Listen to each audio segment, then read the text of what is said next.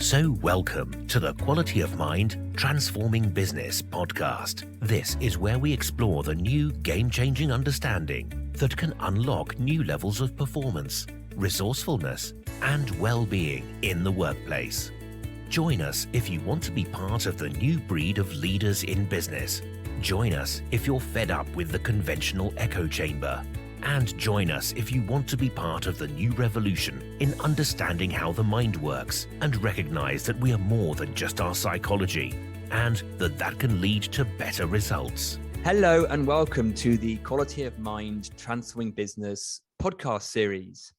And welcome to today's episode where I've got a lovely conversation lined up with a good friend and colleague of mine, Joel Drazner, who lives over in the lovely place of California. Joel, welcome to the show. Great pleasure to be back with you, Piers. Although nobody knows that we're back. Yeah, well, that therein tells the story of this episode. So, listeners, let you know a little secret. Joel and I recorded a podcast a couple of months ago, and on listening back, we realized it was for us a lovely, lovely conversation that went on for about an hour and a half, 2 hours. But we thought, do you know what? We're going to lose listeners if we do that. So we've set ourselves a new task, which is to record again and to try and be really succinct and tight to give you a more compacted yet still rich version of our conversation, which might be about even different things altogether. But our attempt today is to be really succinct and tight so that you get to enjoy it in an immersive yet compact way. So we're going to call each other out, Joel, if we start rambling and getting too segued into other things. Is that okay? Are you up for this? It is a challenge. I'll try to overcome my shyness and call you out should I feel it's warranted. Yes, please. Joel, can you just give listeners a minute about your background and how come you're in the same field that I am? Just give listeners just a little minute about you, if you can. Oh, I'll try to stretch it to a minute, but I'm working in the States as what I've, for lack of a better term, called a sustainable happiness coach. Just pointing people to the same understanding that you and I have been delving into these past several years and experiencing the fruits of profound awakening happiness. I can't speak for you, but that's my experience. And it's come after a lifetime of what seemed like a journey toward finding this and doing other things along the way. I've had a lot of professions. I've worked in advertising as a commercial writer. I was the editor of Buddhist publications for several decades. I was a freelance editor, which I still continue to do on books and stuff. But along the way, I discovered a few things that opened the aperture to innate happiness. And it also had an accompanying desire to share it with others to try to end suffering. So whatever it is that I do, it's in that realm.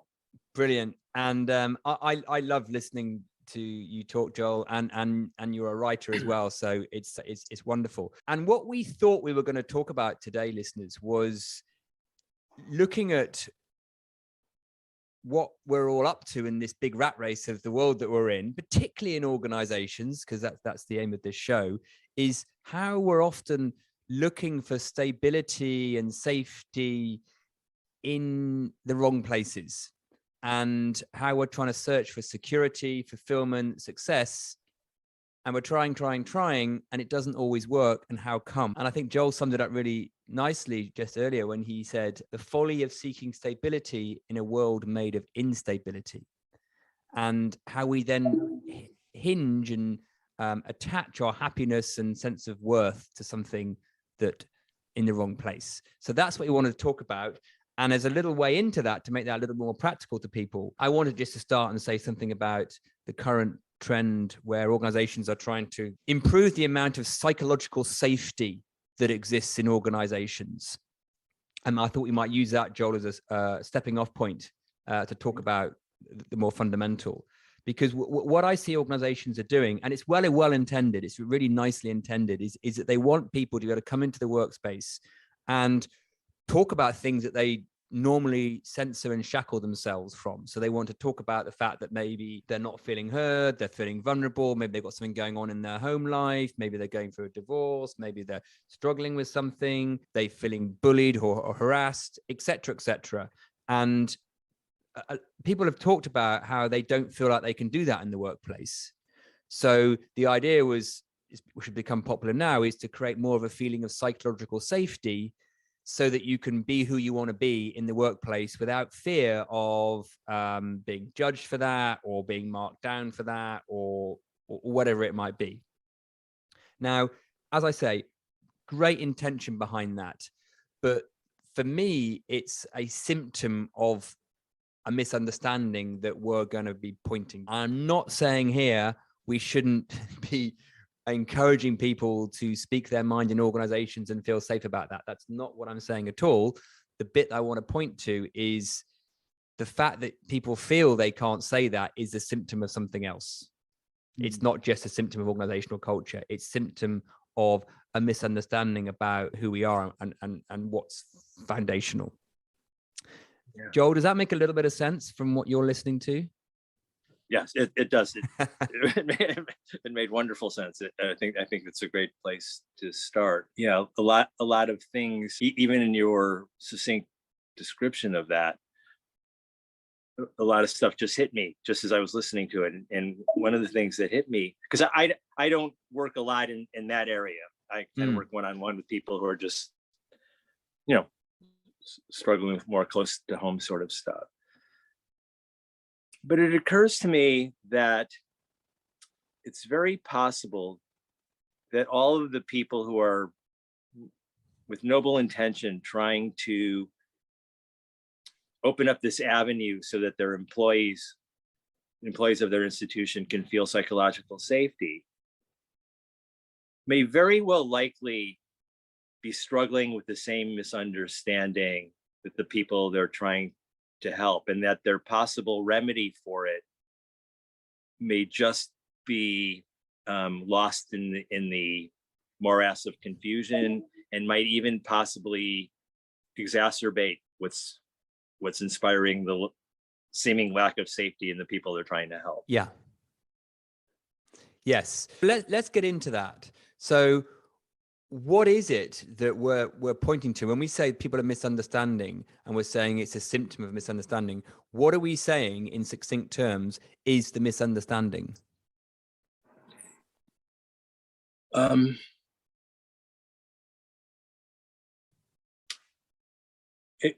As you and I have discussed in the past, not just amongst us, but with other people as we've been exploring this, the one thing we've likely hit on is that if you ask anybody what it is that they want to do in life on any level, and you drill down underneath whatever it is that they express is the thing that they want to have happen, you're likely to get that the underlying motivation is happiness. They imagine a certain level of happiness they're going to have by accomplishing, acquiring, or resolving something in life. But there's a quality to that happiness that they're after that could also be determined stability, or as you say across the pond, stability. Yeah. Forgive me, I'm an American, so I'll probably say stability, but we're talking about the same thing. Because nobody wants like brief periods of giddiness or elation with a roller coaster ride of not elation. What we want is a consistent level that's absent of the disturbance of our peace. Yeah, peace of mind. Peace, yeah. And so we're seeking that virtually in every single thing that we do. Every choice that we seemingly make is guided by, there's a point B when this action is carried out that will in some way give me more units of that peaceful happiness that I want. Because if I knew I was going to get the opposite, there's no way I would rationally justify doing what I'm doing. So everybody is an expert on wanting that stability. Yeah. And so everything that everybody does is kind of pointed to that. And yet what we don't see is that the very nature of all of the objects and avenues towards those objects that we participate in is made of things that are unstable on any level we look at it, whether it's in the physical realm or in the how do we even know those things exist realm. Yeah.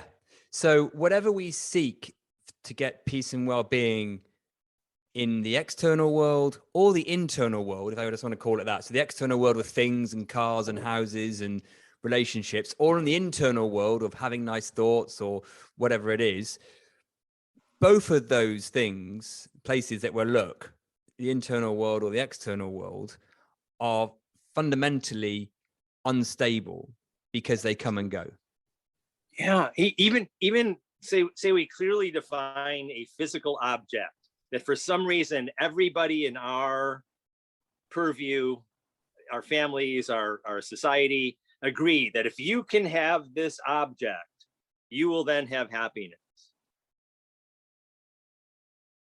But even the perception of that object isn't stable. Yeah. Yes. And that's it, isn't it? So anything that we perceive, whether you call it the inside world or the outside world, comes and goes. Yes. By its nature. Yeah.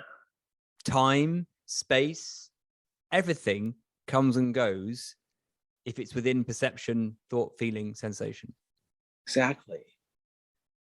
And yet, as you're describing that, and many of our listeners are adding probably is, except for one thing that never comes and goes.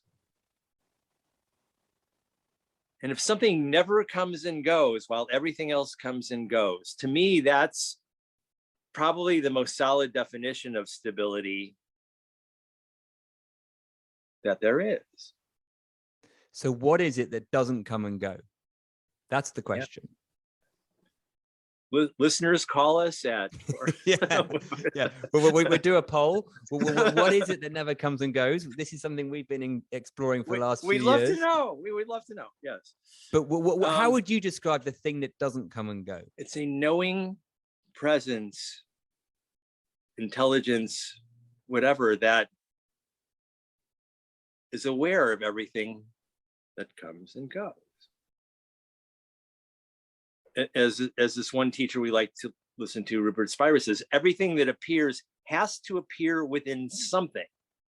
Even if it's a vast empty nothingness, it appears within a vast empty nothingness. So all of these things that come and go have to be coming and going within something. Mm-hmm. And that something is, and I know this word has layers of meaning, but it's knowing, or it's the consciousness might be another word for it. No, there's a through line from the earliest image we could remember seeing, through all the images we've seen up till the image we're seeing now. Well, every one of those images has changed and are still changing because our eyeballs are changing positions and we're blinking and the atoms and the things that we're looking at are changing. There's been no break in that which knows any of those images. You can map that over onto all your other senses, the sounds you've heard, the smells and tastes and textures you've touched, and pains and other sensations you've had in your body. There's been this never broken for a nanosecond knowing awareness of all of these things.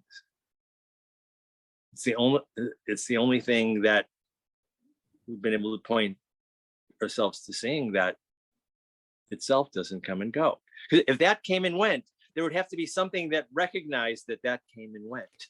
Exactly. And I think it's such an interesting inquiry, that, because what you're pointing to, Joel, is that everything that we've thought or felt or sensed has come and gone. The content of it is constantly changing. The one thing that doesn't change is the fact that there's an awareness of it.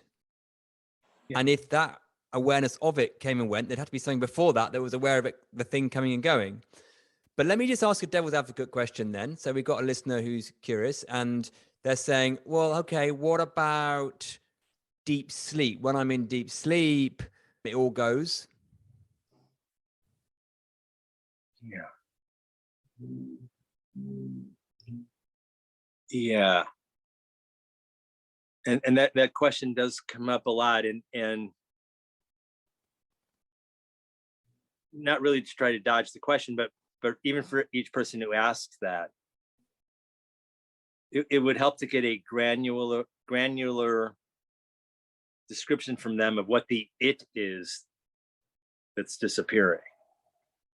Yeah. Because for some people it's a different sort of thing. I'm still in my thinking sometimes exploring this as well, but an explanation that I've heard that makes sense to me is that in deep sleep, thought is not present. So coming out of deep sleep, using thought, I can't find thought where it wasn't present. So it seems like there's a gap. Yeah. But I would ask that person to consider that the awareness is unbroken, but there was no content that can be referred to.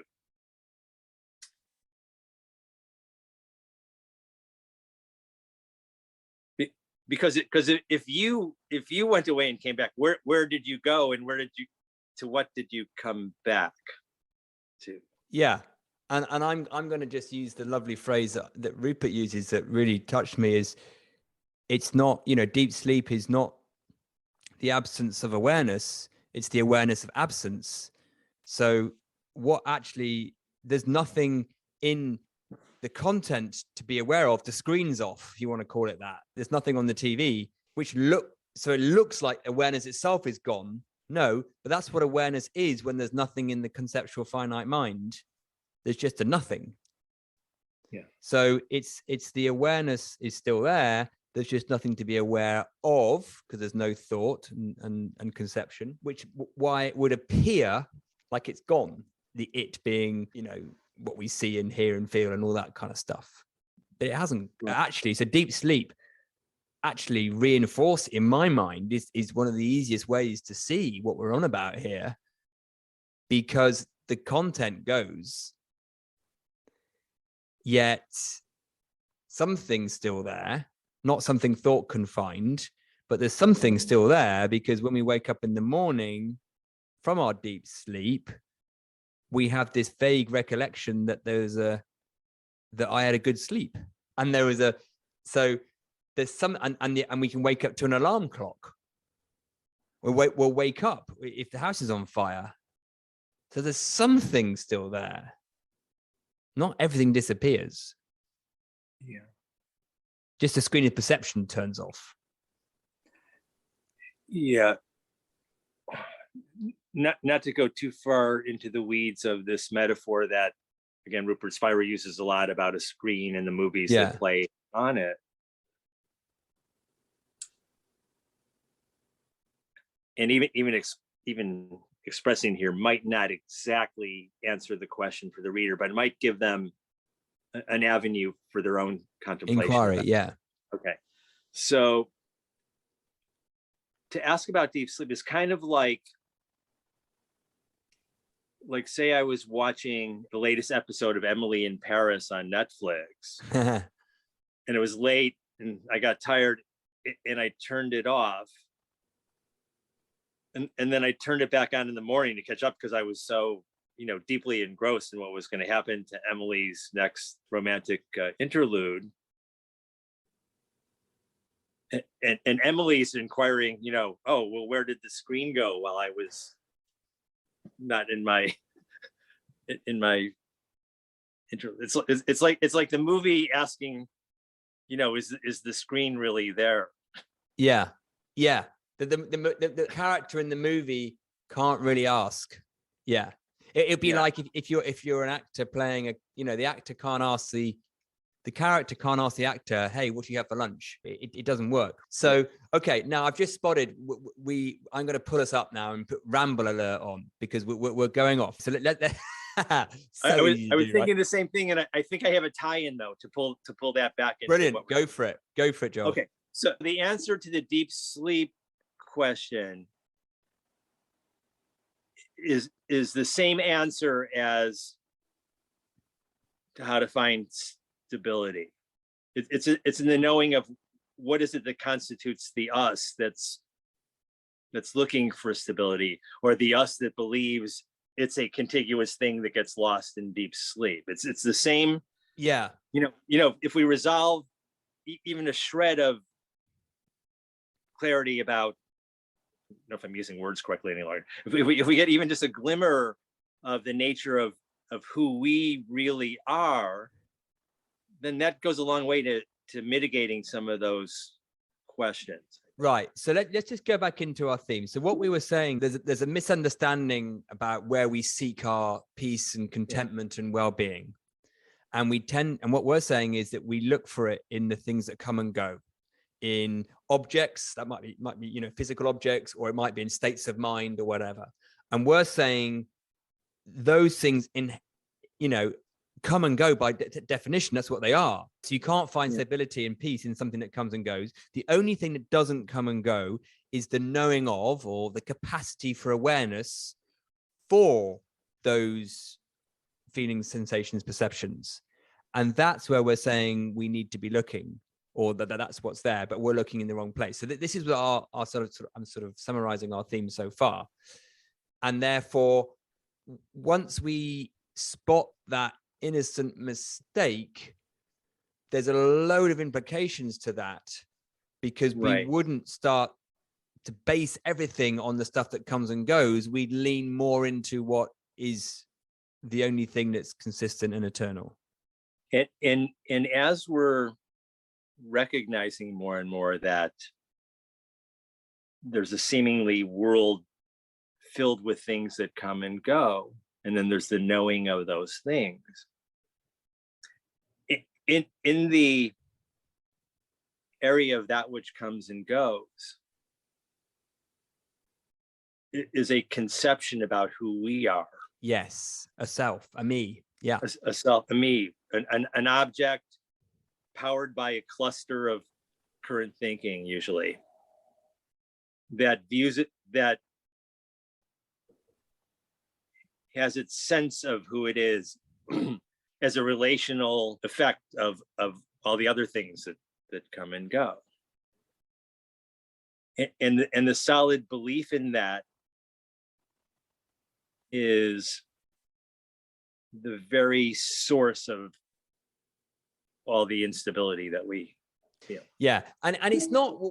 See, what's interesting is that we're not saying there isn't a utilitarian functional usefulness in that apparent self. Agreed. We're not saying the world isn't real to us. So if I'm feeling upset or angry or unstable, then that's real. It's animate. It's visceral, right? We're just saying it's not foundationally permanent and true. So to believe it is something that's fundamental and true is the mistake, not the fact it happens. The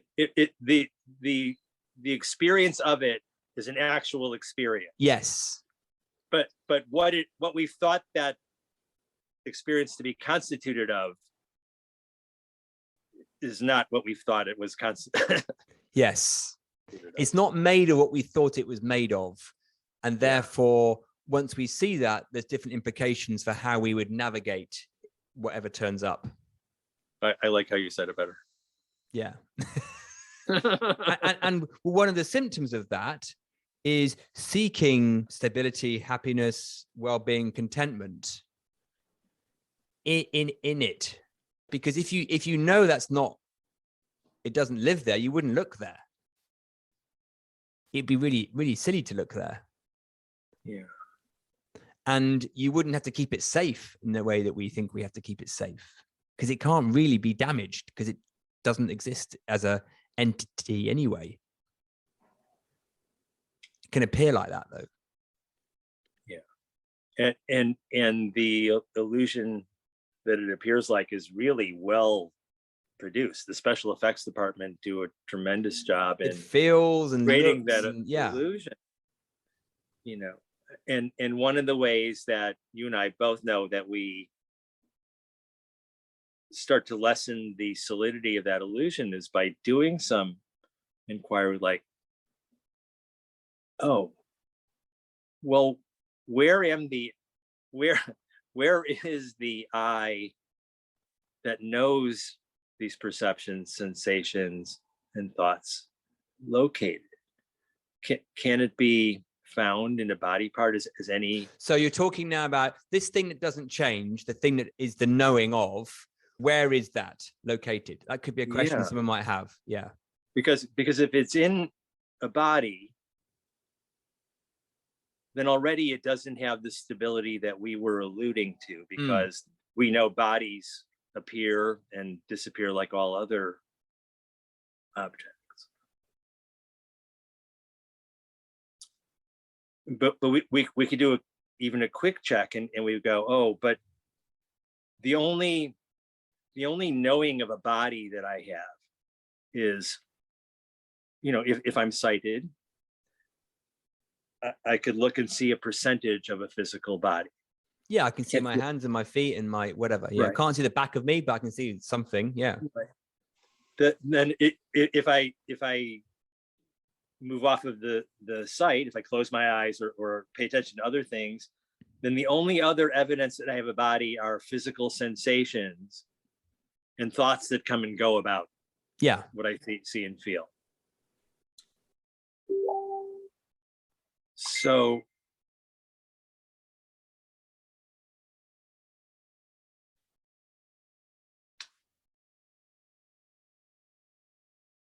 absent those portals, perception, sensation, and thought,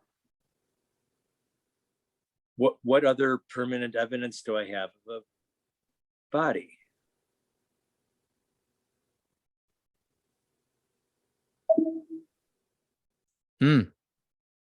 Well, there's it's only through perception, isn't it? Yeah. And sensation. Which is the same as with every other thing that I know. It's in the same category as those things.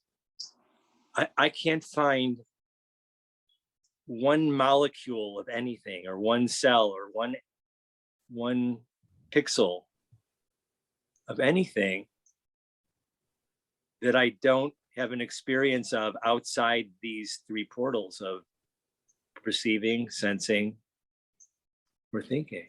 So let me play devil's advocate. How about if someone said, well, that's just a tautology? Of course that's the case, because by definition, that's the case. Yeah. Okay. That's fine. But I just yesterday, I was in conversation with a friend who I discuss these matters with a lot. And she was hinting at, she says, I love these conversations, but every once in a while, I just find it hard to believe that I'm just this aware presence. How can I mitigate that, or how can I handle that? Which I think is a similar question to what you're asking. And what occurred to me to ask her then was, okay, but what is it that's aware of your not sure if you believe it? What is it that's aware of the question? Is this just a tautology? Is that a different you than other things you've seen, done, thought about? Or is that the same you that entertains all of your other thoughts? Yeah. And do you know what I like about that is you take it from, because I was asking a conceptual question from a logical mind, which is, well, blah, blah, blah, blah, it's called tautology. Yeah. and you take the question, which some people love and some people hate, you take it into a direct experience question, an inquiry question, which is, hold on, let's not get into theories here about what that is and what that isn't. Just as in direct experience and inquiry, which is from the spaces of what we can perceive and see and feel. You know, the thing that knows about the question about tautology, is it different to anything else? No. Yeah, because any concept, like all other objects, comes and goes, while the capacity for endless more concepts remains. The space within which endless more concepts will continually come and go. So let me just go back to this though, because listeners might be going, well, that you just dodged the question massively. You just done a stupid inquiry question. But the reason why in our work we do that, and clients of mine will probably know, well, why does he keep going back there? Is for a very important reason, because the mind seems to be conditioned to jump to the conceptual. That's just where school's taken us, society's taken us, the workplace has taken us. And we're trying to ask people to look somewhere else, or before, you want to call it, which is to direct experience. So what do we actually, what can we actually tell from direct experience rather than what we think we've learned? And to the bit that goes before the content of our question conceptually, to the mechanism of it, if you want to call it that. And that's the bit that's not inquired into. So that's why we do it. This isn't an exact analogy, and it may come out totally stupid, so I'll risk doing it anyways. But in a way, it's kind of like saying, well, yeah, water seems what all of us would call wet, but explain exactly how you're certain that it's wet. Yeah. Because I'm not sure that 100% I could say that water is wet. And then I point into the fact that no matter what their concept of it is, it's still wet. And they would say, oh, well, you just dodged the question. I mean, ultimately, on one level, it's going to seem like it's a question dodge. And I agree. If somebody came at me that way, I might have the exact same reactivity to it. But even that reactivity doesn't change the fact that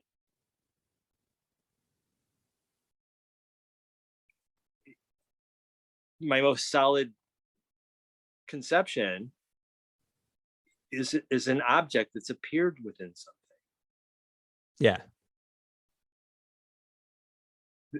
No matter what we arrive at through inquiry, whether it's as truthful as we could all agree it is, or it's controversial with lots of different opinions about it, all of that is still appearing within some ultimate one thing. So let's get back to it then. What is the big deal? I'm playing the listener here. What's the big deal about us recognizing this, the permanence, the stability of this thing that knows what's in awareness? What's the big deal about that? What's the prize there? Yeah. Great question. In a really challenging question for two guys who are trying to rein it in. Well, I'm trying to make it practical for people going, yeah, no, okay, but it's so off the bat, two things come to mind. One is that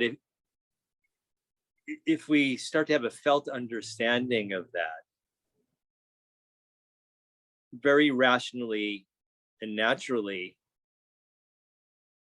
a lot of what we've been heretofore seeking in the world for stability will just fall off of our. Yeah.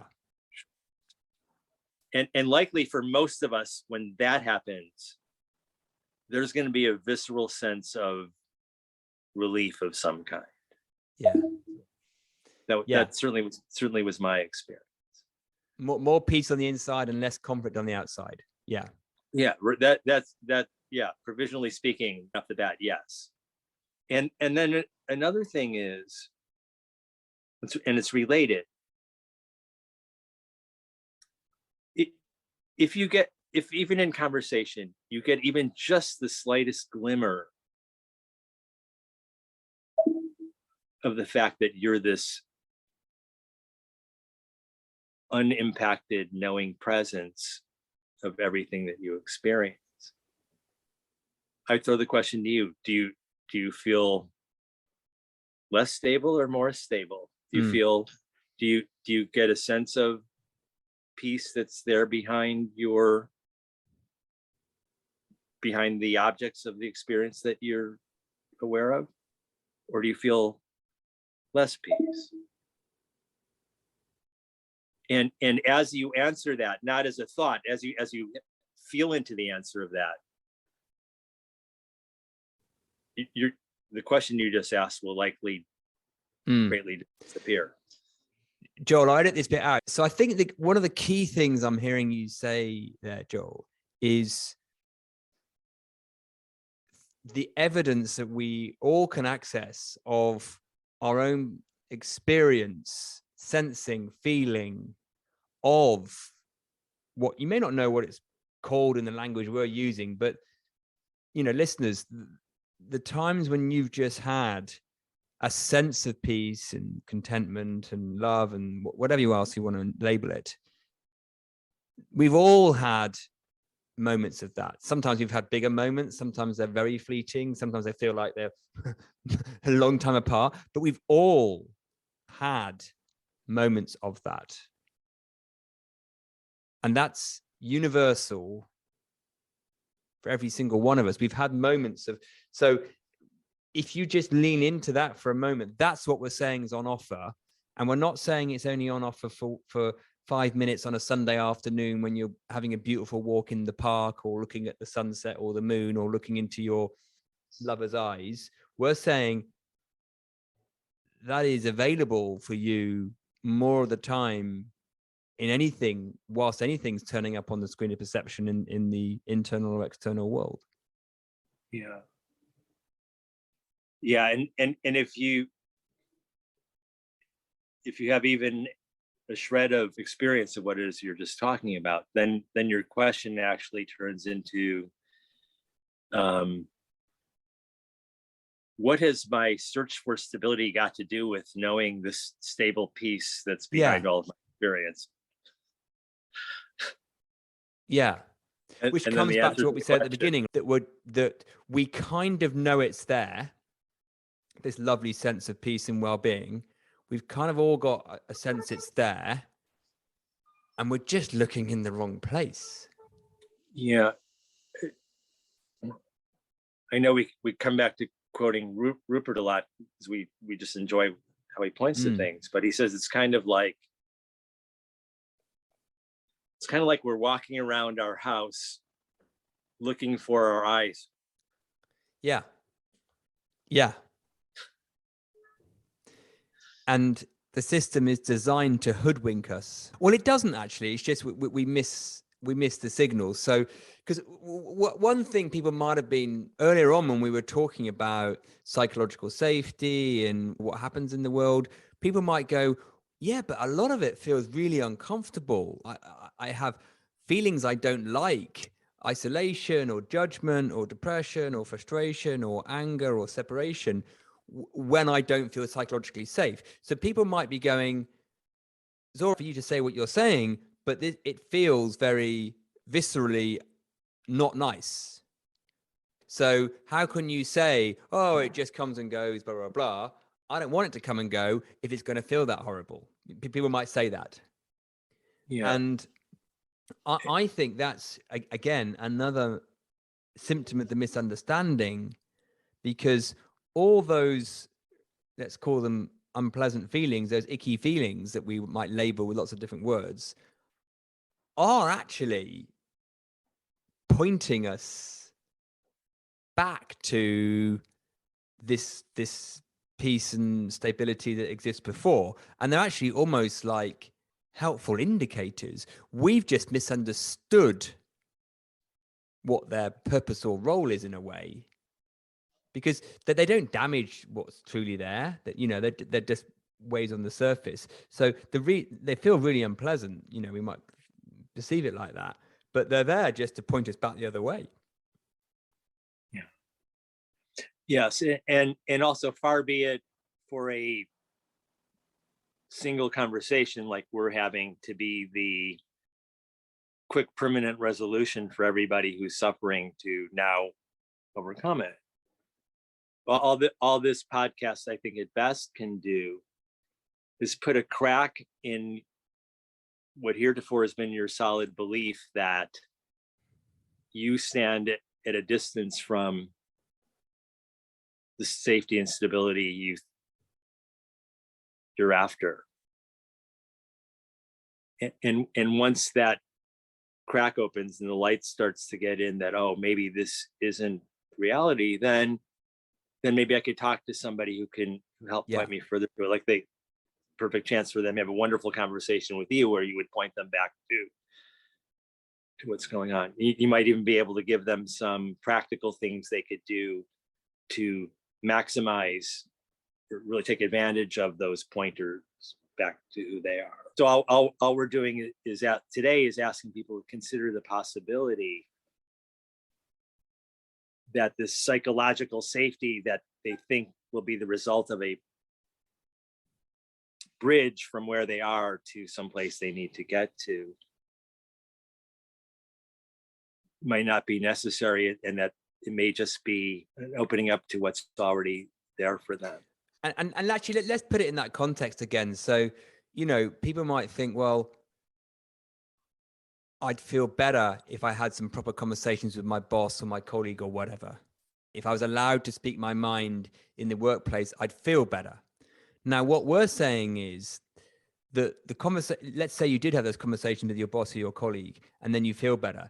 That's a correlation, not a causal link. Yeah. So you have the conversations and you feel more psychologically safe and you feel better and you go, see, it was helped by the conversations. We're saying, no, not really. If you have to wait to feel better if you think, oh, well, I'll feel better once I've had the conversations, that's pointing to the come and going of something to make you feel better. And we're saying you can feel better regardless whether you've had those conversations or not. As soon as you don't self-identify with your narrative saying you need to have the conversation to feel better. Because that's there anyway. Yeah. And we're not suggesting that there's anything wrong with feeling better or wanting to feel better. What we're really suggesting is, what we all kind of know is that even if we feel better for a time, that's going to continually change. And there's going to be times where we feel what we call better and times where we feel everything else in between. But what we're adding to the understanding is that all of those feelings, just like the physical objects we encounter in life, are appearances within a vaster context of who we are, that itself is uninfluenced by any of the objects or feelings that are coming and going.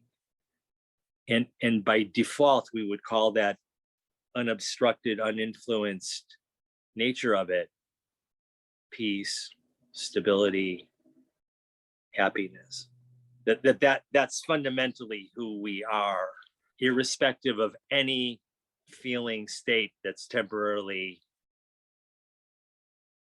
manifested or any circumstance that's temporarily come together that we're involved with in some way. So let's just tie up the answer to one other question in case we haven't been clear enough. So how about if someone's listening going, okay, I sort of get what you mean. I have had senses of this wonderful, what I am before, the content of my experience, etc. But I want more of it.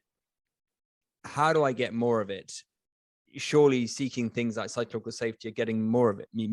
Now, what we're saying is, no, the way you have more of this thing that never disappears is a subtractive process in a way. You can't do anything or be anything or have anything to get more of what is underneath that. So if you want to get to the default, you don't add apps to the system. Yeah. Or maybe another way my thoughts work is, can you add more to infinity? There's nothing that needs to be added to that which is infinite.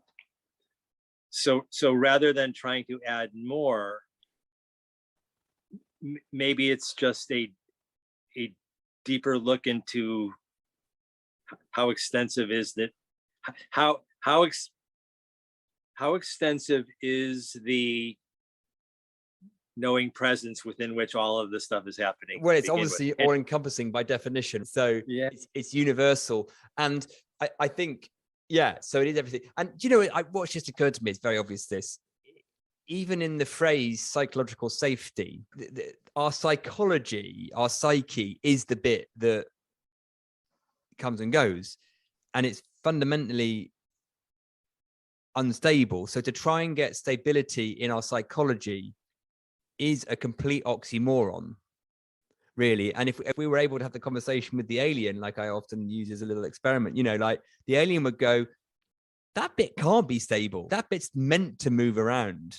That no, why would you want that bit to be stable? That bit can't be. That's your psychology. It's by definition moves around and wobbles, and you know, it would be.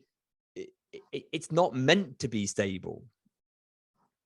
Yeah, and also the idea that somebody has put a label to a defined quality, so already it has limits.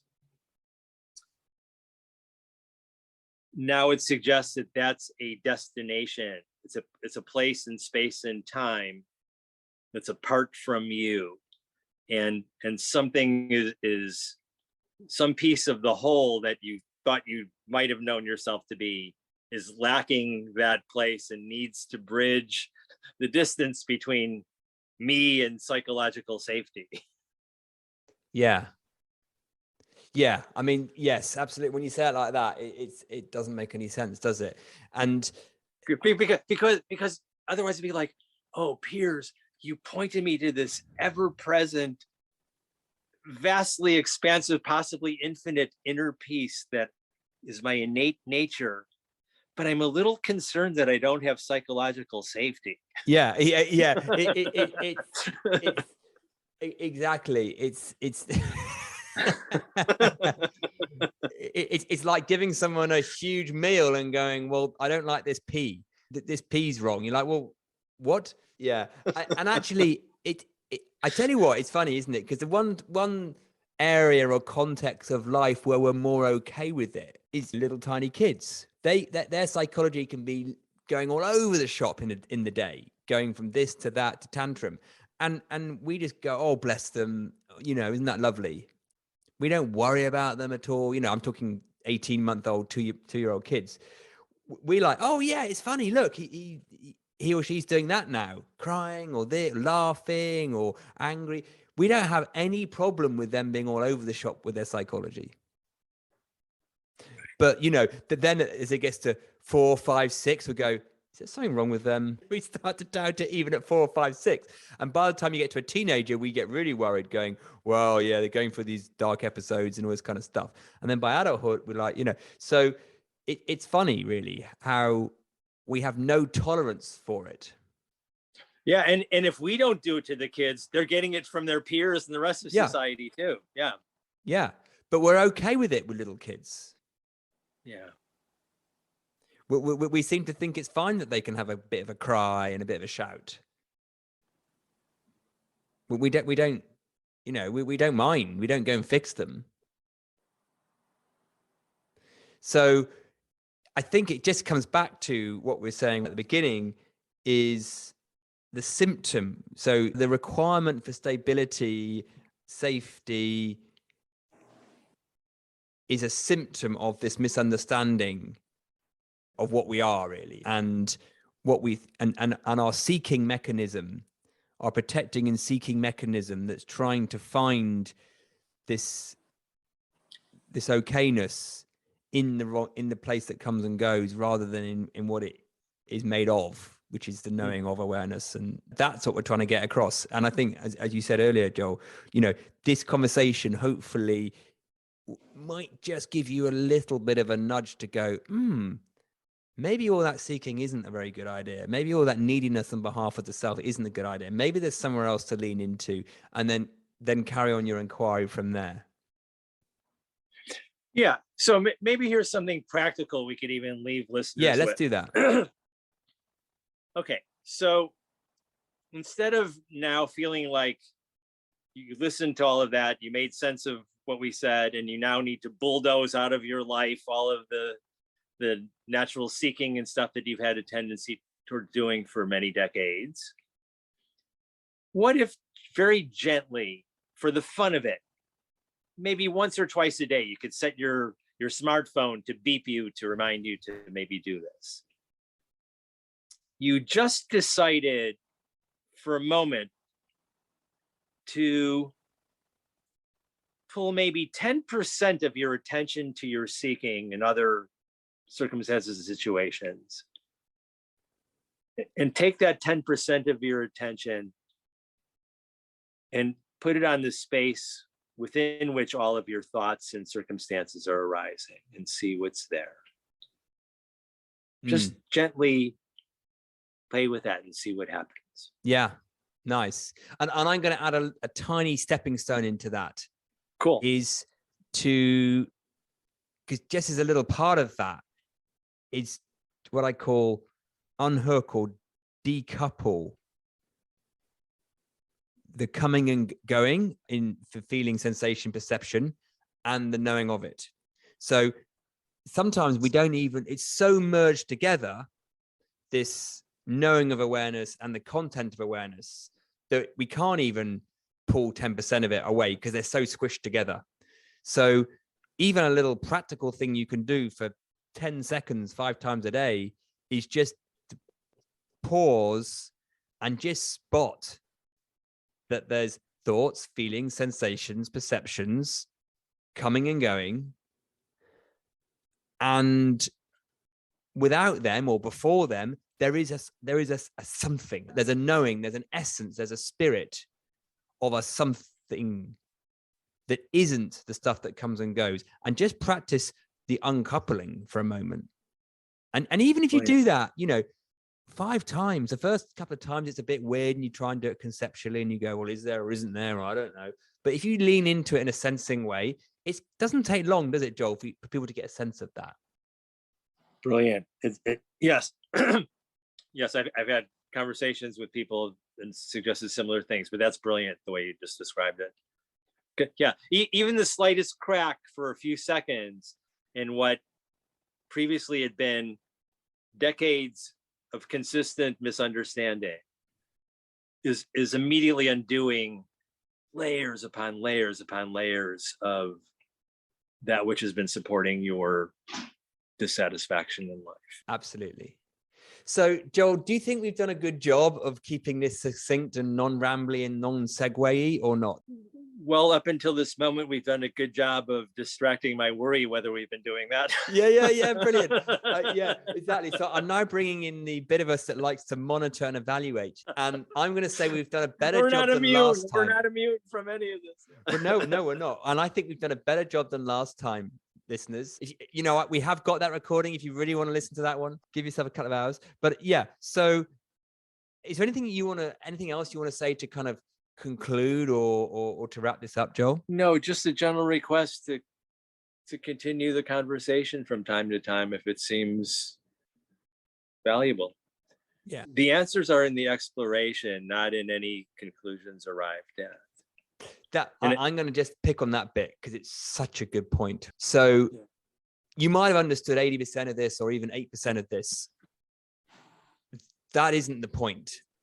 There's no points for understanding lots of this. It's in the inquiry. It's in because there's something that happens when we inquire in the way that we're saying.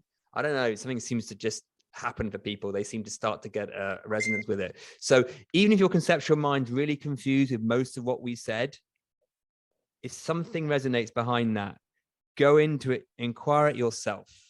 That's so key. Yeah. Because just the act of inquiry is an agreement with yourself to temporarily put aside your certainty that the illusion is true. Yeah. Yes, exactly. Because you're pressing pause for a moment and going, huh. And that's what we're asking people to do, really, because that's what you and I have stumbled into. And the dividends come. I mean, if you don't quite know where they're going to come or how they're going to come, don't worry about that. Just inquire. And that's all we're saying. And, you know, I'll extend the invitation on your behalf, Joel. If you want to inquire with us on a call, then ask us. I'll put the notes, Joel's details in the show notes, and my own, of course. Just happy to do that with people who are genuinely interested in pressing pause and inquiring into this thing that you might get a sense of what we're pointing to, but aren't quite sure yet. Brilliant. So Joel, thank you so much for coming and doing this. I've loved it as usual. Thank you so much. Been my honor. Thanks so much, Piers. Really appreciate you asking me. Brilliant. So listeners, as usual, get curious, explore, reach out if you want to know more. Loads of details of things to look in the show notes to get in contact with myself or Joel, or to find out more videos, more podcasts. Just get curious and have a go. Until next time, have fun exploring. If you enjoyed listening to this podcast and want to know more, check out our website at qualityofmind.biz.